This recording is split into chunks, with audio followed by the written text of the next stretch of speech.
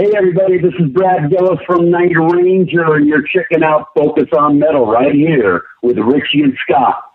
You're going to love it.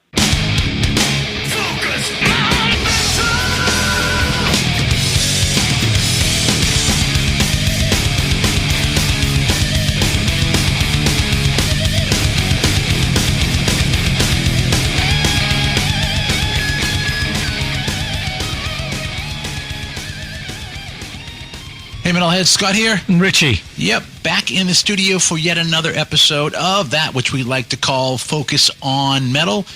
And see if we can get this one out to you guys. We're in a little tight time frame now. We get March going into April.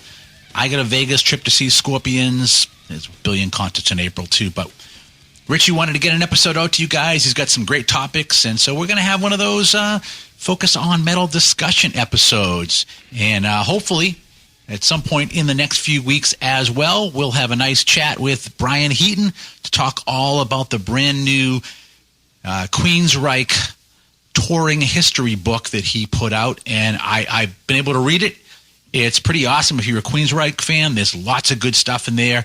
Incredible pictures as well. Even if it's a case of you don't want to read it cover to cover, it's one of those books that you could just sit on the coffee table and grab it and go, hey, I wonder about this show or I wonder about that show. So good stuff. You can head up to, NW Metalworks? Believe so, yeah. With an X and pre-order that still as well. But like I said, hopefully we'll have a chat with Brian coming up soon. But right now, having a chat with Richie. How you doing, man? I'm good. Wet. But I'm here. It's been a few weeks. Yeah, it has. And there's a lot been going on the last couple of weeks in the hard rock and metal world. So I wrote down a couple of topics. If we get to them all in the time slot allowed, we get to them. If we don't, we don't. This is called Surprise the Idiot with topics. And Richie's got the topics. I'm the idiot. So here we go. Scott already discussed one of them off air that we could probably get into, but I don't know if you want to talk about that, the tickets. Oh, that's just so we're going to the show in me and my girlfriend going to the show in Vegas for the Scorpions residency. Grab the first weekend show. Figure it's the second show in. I don't want to go any further than that because they're all getting old. Klaus has an amazing voice, but you never know. He's coming back from back surgery and all that. And I thought, I don't want to chance it anywhere past the second show. So the deal is, though, is I got physical tickets, and they're still not in my hands. And, you buy the tickets. It says, hey, we'll send them out 4 weeks before the show. I hit up Ticketmaster, and I'm informed they haven't even been printed yet. So who knows if I'm going to be hopping a plane to Vegas with the inability to get into the show I'm going out there for. So, yeah, it's kind of a pain in the ass. Kind of? Yeah. That's the whole reason you're going. Yeah, a little bit. Yeah. And I'd say the tickets aren't cheap either. They're not. We got awesome seats, assuming we can get to sit in them, and early entry and all that, and plus Nikki's short, and so for me, I stand at a show. Same with you. We kind of see over everybody. Early entry, you might be getting the no entry tickets. Yeah, exactly. Kind of I'm getting rear entry out of this, but. Yeah, Nikki's short, and so I've got basically a first row of a section right after the orchestra pit. So there's pretty much, even with standing, there's going to be nobody in front of her, which is great. So, I was happy to get the seats. Hopefully, like I said, I get to sit in them. But right now, I'm feeling like Ticketmaster sucks. It's unbelievable. And the thing is, what I told the guys I was working with is, you got people going to the first show, and if they've bought these tickets, they have no idea they're already screwed because there's no way they're going to get their tickets on time. You said they're special tickets, right? Yeah, they're special tickets, yeah. Okay. And, I don't think I will ever do this again. I'm going to go back to just the digital. But even the digital ones they do now. So I look through all the tickets that I've already got bought on Ticketmaster for this year. And, some of them, the tickets right there. So like Satriani, next Friday, tickets are available, no problem, ready to go. Then I look at my Priest tickets, and they're won't be available till 15 days. It's a digital ticket. That makes zero sense. It's ridiculous. It should be like if you buy the friggin' ticket, the ticket should be available to you. Yeah, it's crazy. Maybe you have to pay an additional fee to get the tickets immediately. Oh, because they don't have enough fees already. Yeah, right. They'll have their get what you bought fee. Yeah. Just because we can fee. They suck. Round up fee. Anyways, what else you got? Let's talk about the two big releases that have come out. Sure. First one we're going to do is we'll talk about the Bruce Dickinson record. Okay, let me go wander over and get it. All right, so this is the Mandrake Project. It's been 22 years since Bruce released a solo album, Tyranny of Souls, and he has this history with Roy Z, who is back for this record. Yeah. Of course, Bruce has been really busy in between with doing all these Maiden records and Flying Planes and all that shit. Fencing, but cancer. A few things. Yeah, I've been waiting for a Dickinson album for many, many, many years. I think his solo work is underrated. I think The Chemical Wedding is probably one of the best records I think he's ever done. Yeah. I was gonna say that would have been my other one too. Yeah. Yeah. Or An Accidental Birth is very strong. But the solo albums that he did are pretty varied. So I knew that this wasn't going to be a straight up metal album. Yep. And I would liken this a little bit to, does it sound like Maiden because he's singing? Yes, it does. But I think on the edges, it's more varied. When it's ambient, it's really ambient. There's lots of piano, lots of acoustic guitar. Yep. And when it's dark and heavy, it's very heavy, heavier than Maiden. Yeah, I would say, my opinion, probably side one is probably the most Maiden-like. Yeah. With a tinge of when Adrian's involved in the songwriting. The other thing too is that I hate when they do this, but I hate when the labels on the albums don't have a goddamn side one, side two, something. So there is nothing on either side of the label. So because sometimes this is the vinyl. Yeah, I haven't got the vinyl. Because sometimes even on the vinyl, right, you might see that it's got maybe it's got nothing on one side, but you flip over the other and it goes, oh, this is other side and this side. Yes, but yes. This one, there's nothing on the other side. So you got the little Incan thing on one side, and you got the thing on the other side. So what did I do? I'm like, okay, well, sound count was relatively simple. It was relatively close, 1 to 2. So I put it on, and so I start listening to this, and I'm just doing stuff, and I've got it going, and I'm like, what the fuck? Wrong way around. Because I put side 2 on first. So you had the Book of Souls opening track, which was the first one. It was like, this is a downer. It was just, yeah. And I'm just thinking, why did I buy this? Because I've got the single. The single has the Afterglow and Ragnarok. Say that with a few points. And it's also got the demo of Eternity Has Failed, which is called If Eternity Should Fail. So and I was kind of like psyched about this, and I get this, and then I screw up the side, and I'm just like, this is freaking horrible. And I mean, I was really disliking it and thinking, why did I get this? And this is this one's the signed one too, and I was just like, and like I said, it's easy to mix it up because you look and you get on the vinyl, you get on the first disc this 3 on one side, 3 on the other side. So you look at them and you're like, okay, you choose at least the second one. Oh, it's double vinyl. Yeah, the second one. Oh, I didn't know it was double. So there's 3 on one side. So there's no song titles on either of the vinyls. No. And at least though the second disc, because you have all of side 4 is the one single song. Yeah. At least you can tell that one apart. And I was kind of joking to myself too when I put the second one on. I'm like, at least I won't fuck this one up, because you can definitely tell. But yeah, side 2, I could do without. And what's funny is really I could do without side 2. I could do without side 4.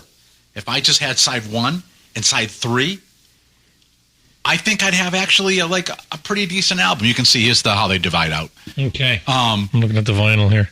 Although what I will say is, where's it signed? An insert? Is an insert? Yeah, an insert in signed vinyl. Sorry, is not signed vinyl. I will say that when I first saw that, that last song, and I was, what the hell? I was absolutely not looking forward to even hearing it. So I will admit that when all was said and done, it was, wow, that went by much quicker than I thought it would. It wasn't as bad as I thought it was going to be. But I really like side 1. I think side 3 is still very commercial as well. I could absolutely do without side 2. Yeah. So what Scott's alluding to here, side 2 is Resurrection Men, Fingers in the Wounds, and Eternity Has Failed. What do you think of his version of Eternity Has Failed compared to the Iron Maiden version on Book of Souls? It just seems really, I don't know how to describe it, dirgy maybe on this. It's heavier. It's just plodding. I don't think it's as plodding as the Maiden version. I don't know. Maybe I'm not listening to it right, but great guitar solo from Gus G on it. I think the other part of it is that probably when I got to that last song on that side, I was already at that point done with the album till I put the real side 1 on, and I was like, oh, okay, this is kind of now it's redeeming itself. But what sort of record did you think you'd get from him? So I knew that there was going to be a concept type of stuff on there, and I knew that it was going to have some type of religious themes, so that wasn't unexpected. And Bruce has always pulled in various things on all of his albums, so I was thinking it was going to even be something really different than Maiden, which wouldn't have surprised me if it had been, Some of it is very different to Maiden. It is, but I just... Especially the mellower stuff. You can't, other than, I can't think of the name of the song, the very last song on Dance of Death, the ballady one. Other than that, I don't think Maiden have done a song like that, and there's some stuff on this album like that. Yeah, but I think even on that second side too, the other thing that I was, when I, listening to Resurrection Man,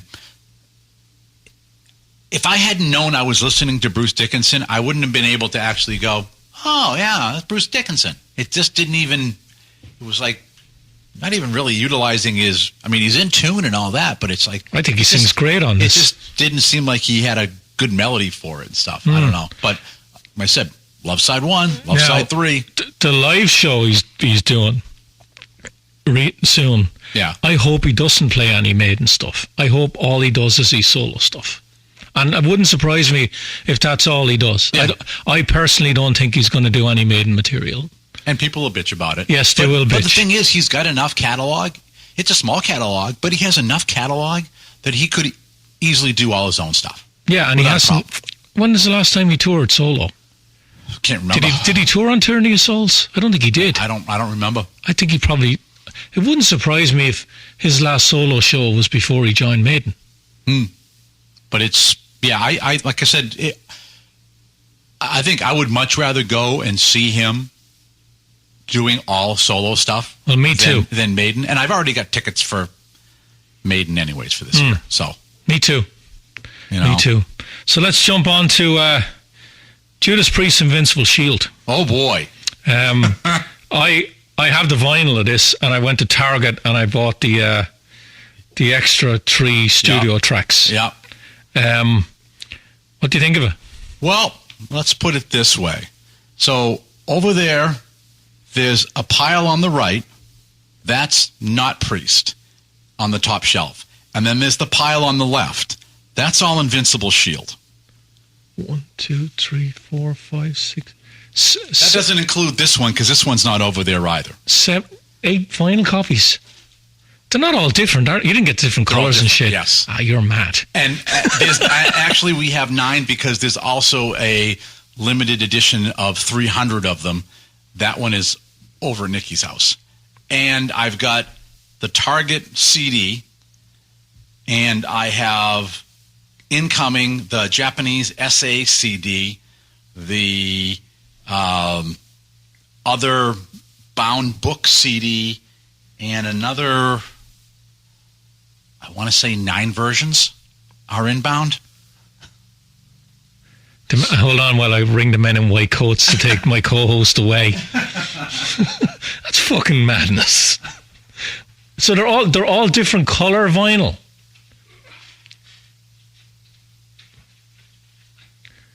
You see when? And don't forget the special Metal Hammer edition. Oh, the Metal Hammer edition. So Rob Halford, I think Scott's probably paying your mortgage for the month on your house. Holy shit! So I'm looking at him here. So I've got. I don't want to break it. That's a double picture disc. Double picture disc. Okay. So this is black vinyl. Now you got to realize that there's purple vinyl. There's 6 EU versions. Okay. There are 6 US versions. I hope you're not going to say the album shit then. No. There are 6 Japanese versions. Really? You got 2 hot pink vinyl.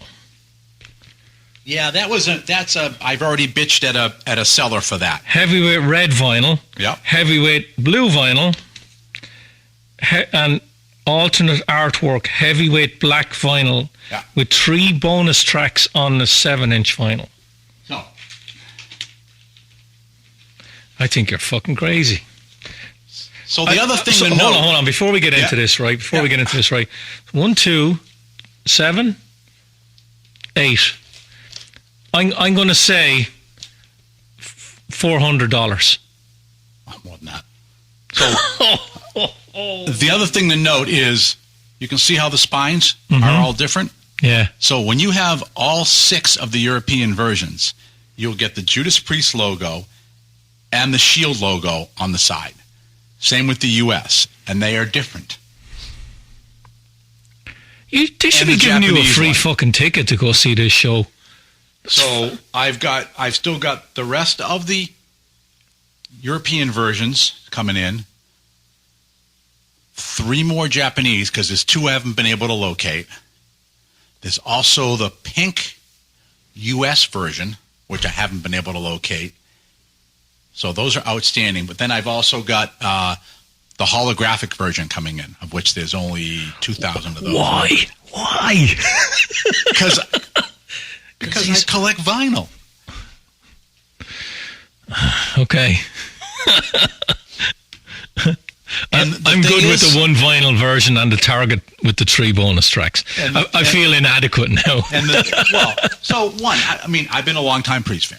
Okay? No, and so am I, but I'm not as OTT as you. And you see that I've got other ones up there, like under the Satriani poster. I have a whole set. That's a whole set of the Maiden catalog that the spine basically makes a Maiden artwork. Okay. I've got the same thing for a Priest catalog one that's under the TV. I had a Saxon one that the ex-wife won't give up. So, I like when I'm able to collect those kind of things. This is one of those opportunities, especially as a metal fan. These aren't going to come along very much for me. Did you get the insert that's signed? Yes. Okay. So, on the European Purple Edition. And all of these will, I know, appreciate dramatically. Because once the initial of people that bought multiple copies and sold them off, then all of a sudden the marketplace is going to deplete. And these will go up in value. Okay. Without issue. I know that. All right, what do you think of the record? Hold on, he's putting all this shit back. Or, sorry, all this good stuff back. Yeah, so I was very, very happy, obviously, because I wouldn't have bothered to continue to buy versions. But, yeah, it was everything I was hoping it would be. The last couple ones they've done have been good. This didn't disappoint. They didn't go in some weird left field turn like they did with Nostradamus or anything like that. There isn't a bad song on here, and it's just really, really well done. I was extremely happy when just with the first spin, I was like, this is freaking awesome. It's a strong record. It is. I thought Firepower was very strong. Yeah. But one of the things you'll see especially when an iconic band like Judas Priest, people don't react when it comes out, they overreact. Oh, this is the best thing they've done, and this pisses over everything that they've done since British Steel, and the thing's only been out 3 days. Come back to me in 6 months. Obviously, I still like a lot of the older Priest catalog, but I've also had bands that have always been dear to me, like Aerosmith, as for an example, that the latter half of their career is more of a, pop-based type of stuff. It's kind of ignoring a lot of the hard rock roots and what the Blue Army was for and everything else.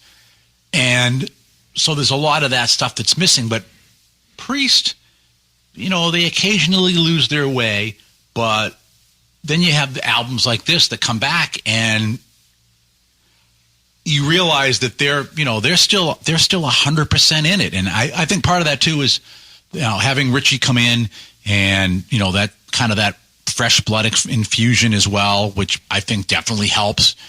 But I think just overall, this is just a very, very solid release. I think Richie Faulkner has a huge influence on that band now. And the other thing is, this isn't like one or two good tracks and then the remainder of the album is filler either.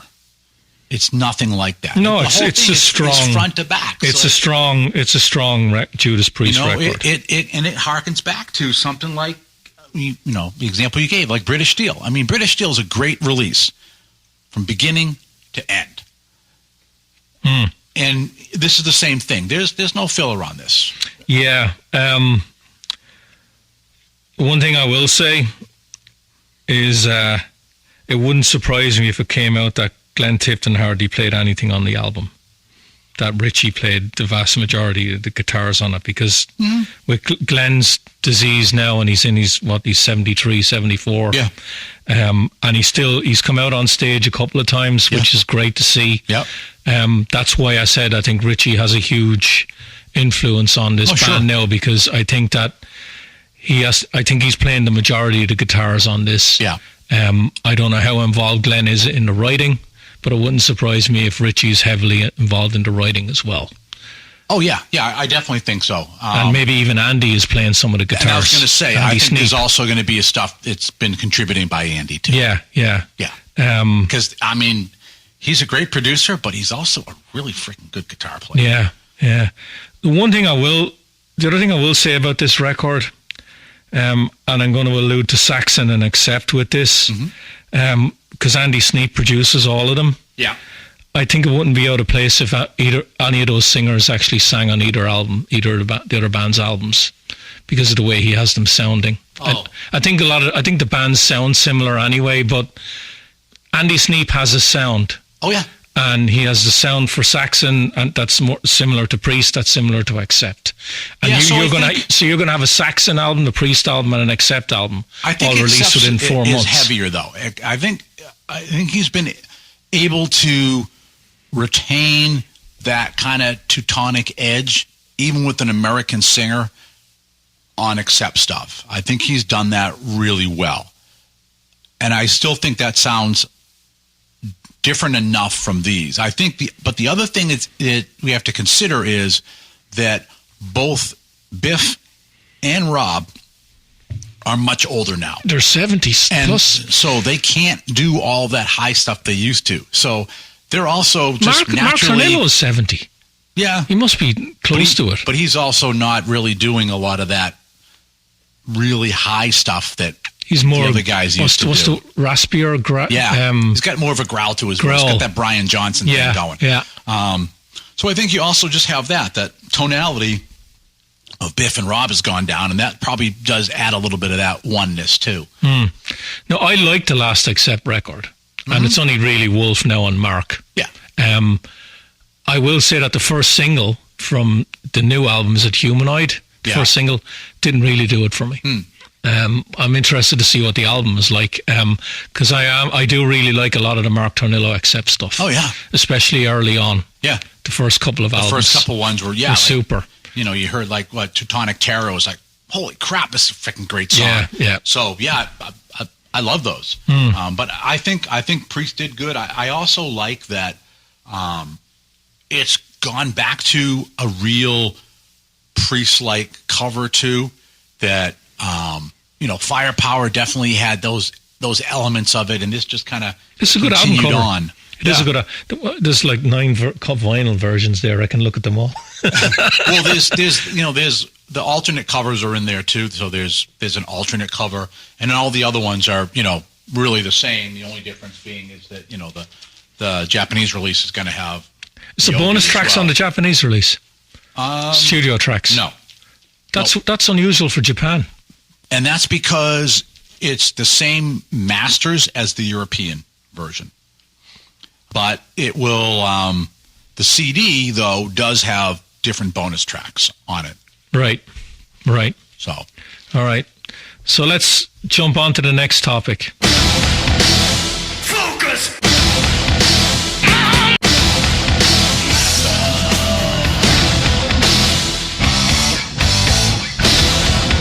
So the next topic. So Kerry King comes out with his solo band. Mark Ozigueda, which I've already is going to be the singer. And then Slayer announced that they're playing shows later this year, 5 years after doing their farewell. I'm like, what do you mean Slayer's coming out of retirement? What the fuck? I told you years ago that it wouldn't surprise me. None of these bands go away. None of them. I am in intense pain, Tinky. Yeah, I mean, you got to wonder like where that's coming from. Is it a money need? Is it that Gary is like, fuck, I still want to play. We can't stop. Like, I just got here. And he didn't want to stop. Yeah, that's what I mean. Yeah. So I'm thinking, is it Gary that's the impetus behind it? Or? Reading some of the news reports, it was Tom Araya's wife who probably looked at her purse and said it's not heavy enough. Which is probably why Tom's back has problems. Because Kerry had come out in interviews and said that he hadn't spoken to Tom since the last show.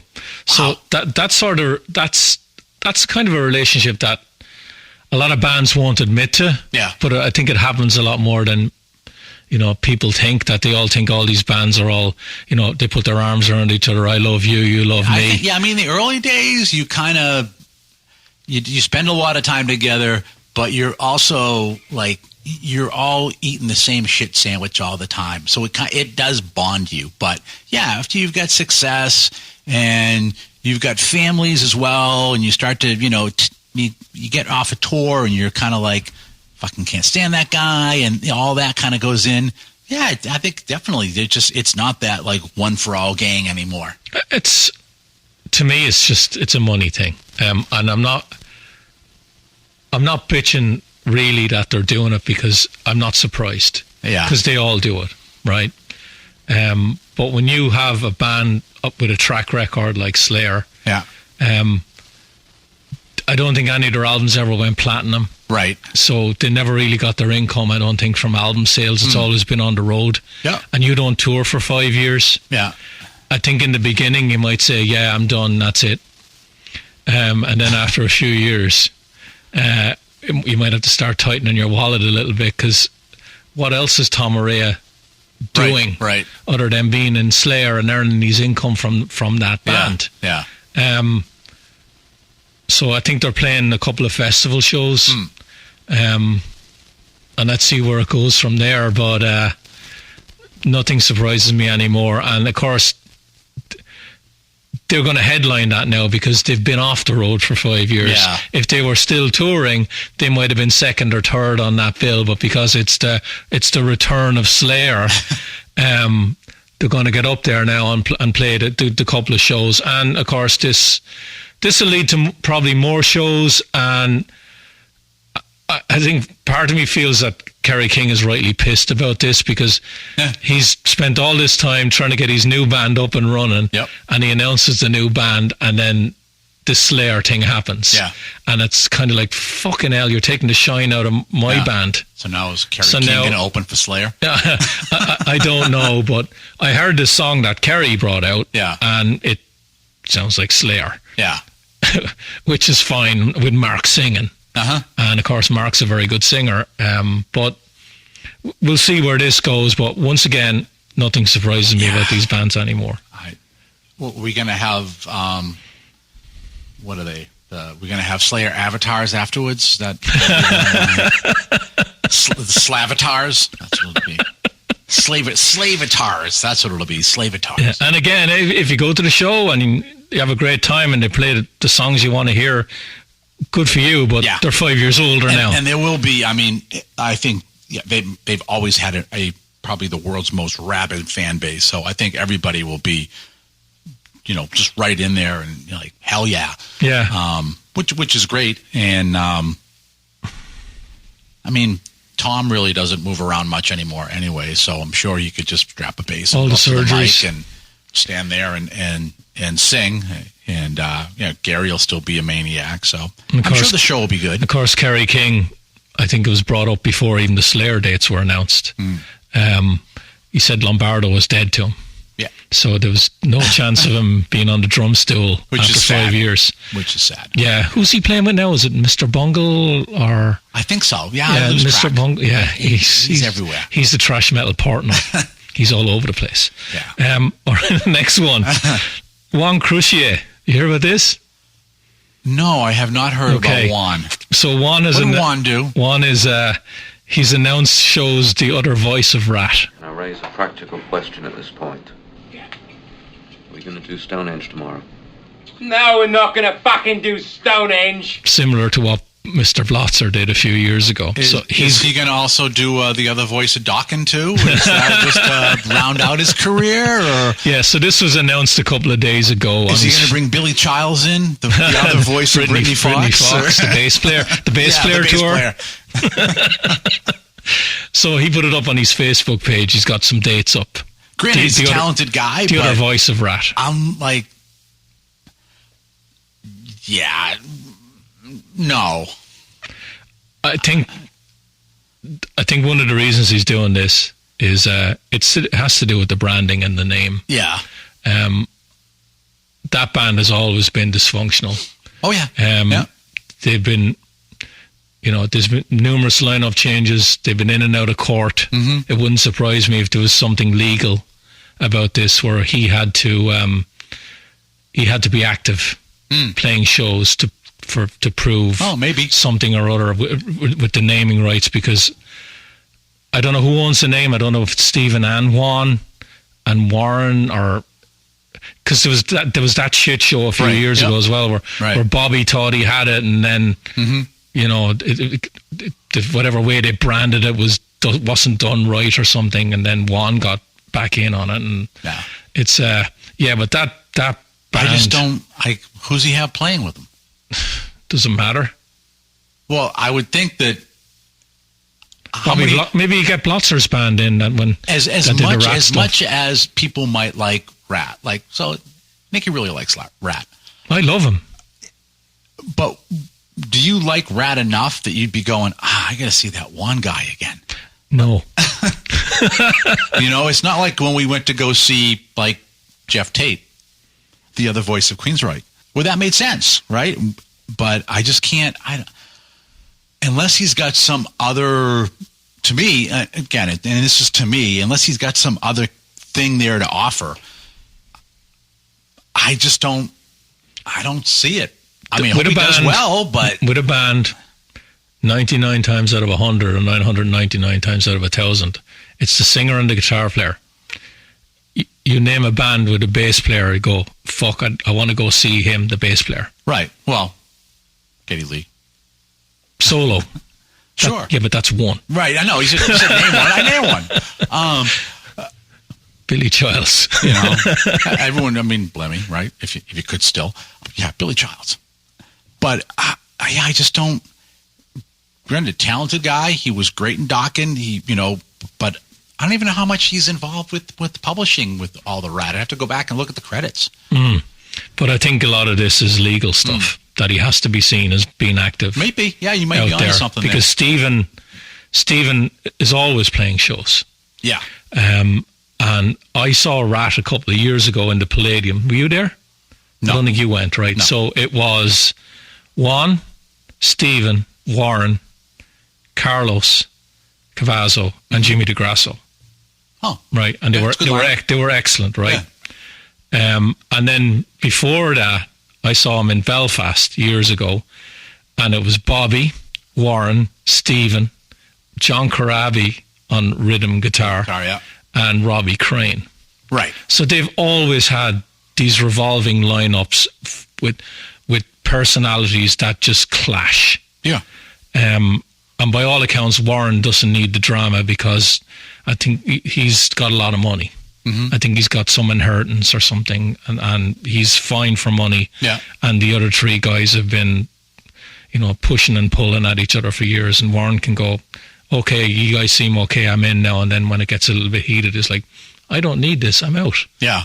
Right. Yeah. So, and for a lot of times, they're going, like, I would go to see Warren. I've always loved his playing. Pretty inventive, obviously, balanced off really well against Robin, but I always enjoyed Warren's playing. And Stephen, I think Stephen just likes a freaking tour. Yeah, but he's outplaying this catalogue. It's not as if the catalogue isn't being played. Yeah. So you got Stephen, who's playing a fair amount of shows. Yeah. And then you got Juan, who's going to go out and do the same material, and he's the bass player. He's not the voice. Right. We'll see how it goes, but I think there's legal shit going on about this. But and the promoter is obviously ponied up for this. It would almost be like if Michael Anthony decided he was going to go tour as the other voice in Van Halen. And the only difference being is that everybody would go, oh yeah, because he's the guy that did all the high harmonies. And he can carry pretty well. I mean, when I saw him last year with Sammy, and he went out and he did a V8 song, he sang the whole thing, he sounded freaking awesome. But at least there is like that identifiable, if you're a VH fan, oh yeah, I always can hear Mikey's voice on every single album. But can you really discern Juan's voice in all the gang vocals? I can't. No. Me personally, no. You know what I mean? Because you'd almost be like, he sang, at least with like Mikey, you'd go, oh yeah, he's like, you hear him on everything. Mm-hmm. Let's move on to the next one. Voice of Ratt. I thought you get a kick out of that one. Oh. Alessandro Del Vecchio leaving Frontiers Records. Did you hear that one?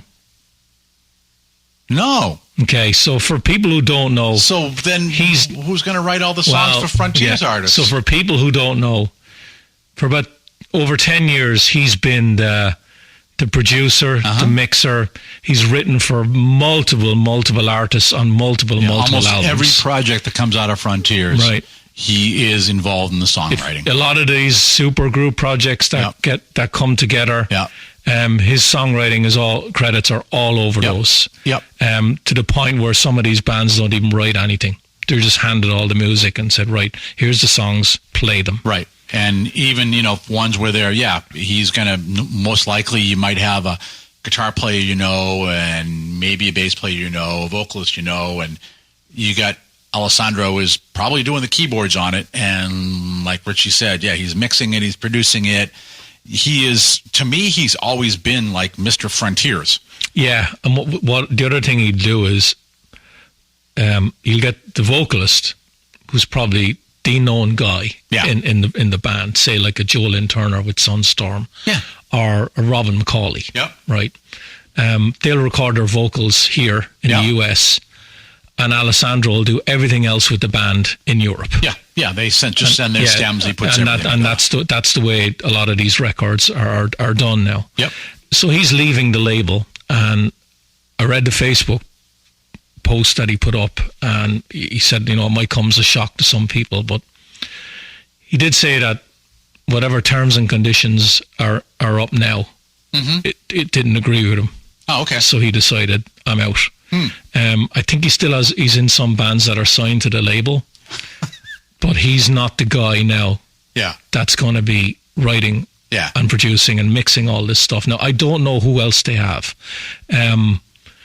I mean, like I said, when I think Frontiers, that's the name that always pops into my head. Nobody else. He's a polarizing guy. I have spoken to enough musicians who absolutely love the guy. Right. But he's polarizing because his fingerprints are everywhere. Yep. And that pisses people off because I think they want the artist that they know, right, with name recognition to write the material. Yep. They don't want this guy to have his name on everything. Yeah. And which I get. Mm-hmm. The other thing I'd say about his track record is he's written some fucking great songs. He has. In a format that's pretty restrictive. Yeah. To the point where I think I said it to Robin McCauley. Does he have like this boxes and boxes of tapes on the wall with no vocals, and he just hands them out to different people saying, you sing on that and you sing on these 10, you sing on these 10, right? Because he was fucking churning the stuff out. Oh yeah. And with a label like Frontiers, they're very prolific with their releases. Yeah, they are. So I don't know how this guy was able to sleep, but he seemed to be able to pull it off. And you know, you can say what you want about the sound of the records, and you know, the perception of them being that they're not in the same room. You know, I've had this thing for years about, you know, chemistry and all that if you're sending files over and back, that it's not the same, and it isn't the same. Correct, it's not. And that's just the way I feel about it. But he did have some great songs. Mm-hmm. He really did. And in a lot of ways, with some of these musicians, you wouldn't hear them now. Yeah. At all doing new material if it wasn't for this guy. Right. Giving them the songs to play on and put their stamp on it. Yeah. So I would see potentially a couple of things happening. One is they call his bluff and they give him what he wants. Because if you look at the releases from Frontiers on any given month, the vast majority of them have his involvement. So all of a sudden you are at a huge deficit for producing product by a ton of artists. And he's not easily replaceable. So they either call his bluff and he gets what he wants and he ends up staying there. Or he takes the knowledge he's gained with the time he's been there and he tries his hand at his own label. Now that he's got probably contacts for distro, the name is certainly worth something, and he just does that, and he becomes the new competition for them. Maybe. But maybe he doesn't want to put in all that time. That it was too much time. He just got burnt out. That's possible, he just wants to play in a couple of bands and leave it at that. I think he's got young children and a wife, and you know, and again, like, you'll have to look at the music business now. Is there money in records? I don't know. Priest did pretty good. There's definitely a lot bigger pickup on physical media these days. And probably more so even in Europe than here. And I know just which one. There was one of them, one of the releases I got just the other day, and I posted about getting in this blue vinyl version. And it was like, where the fuck did that come from? And it's right off the Frontiers website, if they still have any left. So people liking it. I just don't, like I said, though, he is so involved in a vast majority of stuff. I just can't imagine them not acquiescing to something to keep him there. It's just crazy. I don't know. That would boggle my mind of how they could actually continue to survive with all of that. Because like you said, it's a niche, and I say it in a good way, it's a niche market that they're servicing. And he has been very adept in knowing how to write in a style that, one, fits the artist that's doing it. So it isn't like you've got, 8 different singers who are all singing to the same essentially same backing track and they have a certain tailor and a fit, and you get a little bit of what you expect from that person. He's not an easy guy to replace. I think the restrictions actually was one of the reasons he left, because he has alluded to in one or two other posts that he's doing a solo record that's going to be very different to what he's known for. Yeah. And I think if you're a musician and you're a writer, and it doesn't matter how prolific you are and how good you are at doing it, if you have a label that's telling you you have to write everything to sound like Journey, after 10 years you're going to go, this is fucking boring the shit out of me. As a musician, I want to do something else, and the label won't allow me to do it. So we'll see where he goes. I wish him well. I haven't bought everything that he's written, of course not, because there's just too much of it. But his name is on a lot of albums I have at home. Yeah. That I fucking love. Yeah. Macaulay's is one. That's one, yeah. And again, I've had many musicians tell me how fucking great a guy he is. Yeah. And they wouldn't have new product if it wasn't for this guy. So, hey, props to Alessandro. Yeah. Yeah. It'll be interesting to follow on with this one. Yeah. Yeah. The last thing I have is, I don't know if you have an opinion on this. Eric Gronwall leaving Skid Row. I was wondering if you were going to bring this up. The amicable split? Yeah. He has been sick the last couple of years. He has missed shows. Yeah, he has. So it's interesting. So this one's definitely, this is like bleeding edge fodder here. Because as we're doing this, I mean, this was pretty much just announced that he was going to be, he was leaving. He's done.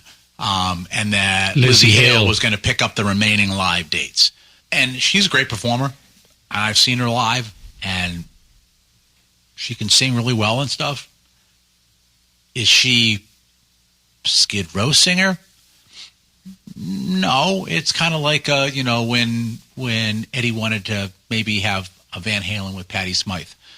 You have the novelty of it for the 4 shows, though. Sings fantastic. Yeah, she's a good singer and powerful vocalist. Yep. It was great to see her do a duet with Amy from Evanescence. And it was like, oh, that's freaking fantastic. That was right up there with watching Christina do the duet with Mustaine. Okay. On La Toute Le Monde. Oh, Christina Lacuna Kyle. Yeah, I was like, oh, yeah. Hunter just looks over, and I'm just like, oh my God, I'm hearing it. Like, it's kind of one of those things. But I think there's going to be a lot of fodder around this. And my first thought when I saw this was, a lot of interest lately in Sebastian Bach. He's got that solo album out. Coming out. Sorry. Yeah. I think he's released a single, but he's got guys that coming out. And already you're getting these, like, are they going, now's the time for Sebastian to go back to reunite with Skid Row. And we're going to hear a lot about this. I guarantee you. Happens every time. It happens even when the other singers are in the band. But in a lot of cases, he hasn't been as visible. It's kind of been like, oh, wow, Sebastian, holy fuck, he looks like shit. But in this case, he's been more visible lately. Yeah, that's because he's doing shows and the new album. Yeah. Yeah, timing, eh? I'm sad to see Eric go, because I thought that album, The Gang's All Here, was excellent. Yeah. Right, really fucking good. Right now, I have the vinyl. Yeah, so of course you had all these people saying, "Oh, no, Sebastian, no, good for you." Right. I just have a different opinion too. I respect your opinion, but I don't agree with it. But that's neither here nor there. Yeah, even some of the stuff that was right after he left, when they did some of the punkier stuff. I just thought as a body of work that the songs on that were really good, really well done, and Nick Raskolinix did a great job producing and mixing it. Yeah, he's fantastic. Right? Yeah. And it's 10 songs. heavy record. Songs were good. Yep. Vocals were very good. I just thought it was well done. And I'm not the biggest Skid Row fan in the world anyway. I was never raving over them when they were massive. Yeah. I liked them. Yeah. Which is probably why I was never, it's Sebastian or no one, because I didn't have that emotional attachment with that band anyway. Yeah, but I'm a bit more objective. I mean, most people, at least here in the States, they came to know that band with, the first couple of videos that rolled out on MTV. And so, that's kind of where it's been like imprinted that they are more likely to say, when you say name a member of Skid Row, they're not going to say, Rob Affuso or Snake, or, they're going to go, oh, Sebastian Bach. And so, yeah, I think he's probably the most closely associated person with the band. Yeah. Here in the States. Yeah, definitely. He's still probably the high-profile guy in the band. But, of course, what you find out over the years, and of course I know Sebastian has refuted this, they say Sebastian didn't write any of the songs anyway. So you got the guys that are playing in the band wrote the material. Yeah. Now, they don't have the singer. I get it. With Eric, they had a guy I thought that could actually nail that stuff. Yeah. Very similar sounding, great singer in his own right. Yeah. Sounded great on the record. With Sebastian, all this rumor mill starting again. Here's my take on the Skid Row thing. I have always admired the other three guys tremendously for not going back with Sebastian, because when all the other bands were going back and giving you the spin bullshit about them being friends and best buddies and all that, when they were only all in it for the money, they still wouldn't do it for the money. Yeah. Because they just don't like Sebastian. Well, there's that. And then, they just don't want to deal with it at this stage of their career. As much as they're a hard rock band, like, Rachel Bolan still, lives that punk ethic. So it's kind of like, no, fuck you, I'm not doing it. So I think that he's like probably the most unswayable personality in that band. I think it's gotten close once or twice, but it's just like the minute they start talking, it's like nothing's changed here. No fucking way. I'd rather go out with a different singer and have fun doing it, right, than go out and do it with Sebastian and have it all fall flat on its face in a week. He's always had that, right? When he was playing with the Petrucci's, it was the same thing. It was kind of like, oh, great, you leaving? See ya. Go screw somebody else up. So, great voice, but personality, pain in the ass. But does he even have the voice now? Oh, that's a whole other thing. So we'd have to. Well, you can't even tell from the, an album could be auto-tuned to shit, What do you mean could be? They all are now, aren't they? Well, not all of them. Well, a lot of, Ozzy. But, reading Tom Werman's book, he had some interesting things to say about a couple of artists. One of them that he talked about actually having to... I'll have to borrow that off you. Had to go word by word and pitch the vocals. That's how bad they were. Vince? No. No, a female singer. Do I know her? Yes, you do. Yeah, and he said they had to word by word go through. And this is before auto-tune was invented. So they were having to manually pitch these. Yeah, hard rock metal, yeah. Female singer, Tom Werman. Yeah. So, great book. Yeah, I'll let you borrow it. It's not Pat Benatar, is it? Oh, hell no. No. I don't know what albums he did with a female singer, Tom Werman. But it's a good book. Okay, I'm going to borrow it off you now when I'm done here. And it's funny because, I think last time we talked to him, he was still operating the inn and stuff. So we knew that he was, back in the area and stuff. He's since sold that and he's moved down the street. But I didn't realize, and I wish we had realized last time before we talked to him, was that he grew up in Mass as well. That he just grew up in, not Natick, Wellesley, I think Wellesley. So right in that same area. That probably would have had a lot more engagement there with him. But great book. Yeah, I'll let you borrow that. Mm-hmm. So anything else about Skid Row? You think they're going to just get a different singer in and same as usual, move on? Yeah, I think they'll finish their live dates and then see what they can Get Juan Crucia. what they can do. He can sing. He can. Then he will be the voice of Skid Rat. Great idea. Yeah. That's all I got. All right. I think, great topics. Metal God smiled upon us this week with all this stuff. A couple of great releases. Another one I want to mention, I commented on X on it as well, that I thought was a really great release. So it's my second favorite so far this year is Firewinds Stand United. Haven't got it yet. Awesome release as well.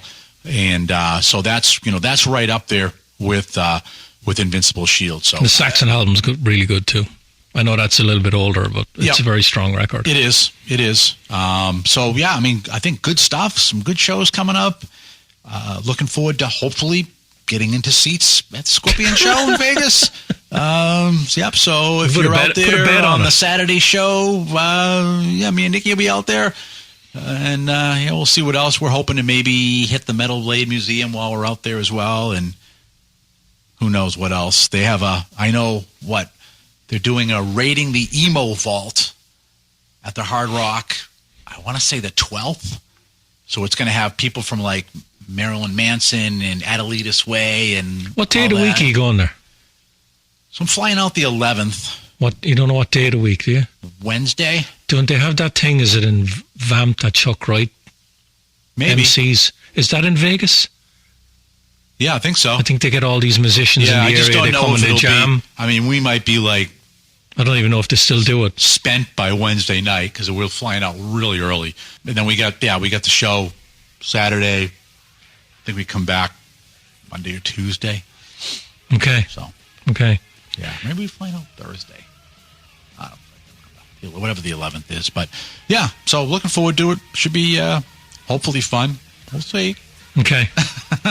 Very good. Anyways, that's it for this week. There ain't no more. Stick a fork in it. This puppy is done. So for myself and Richie, have yourselves a great metal week. And until we talk to you again, as always, remember, focus on metal. Everything else is insignificant.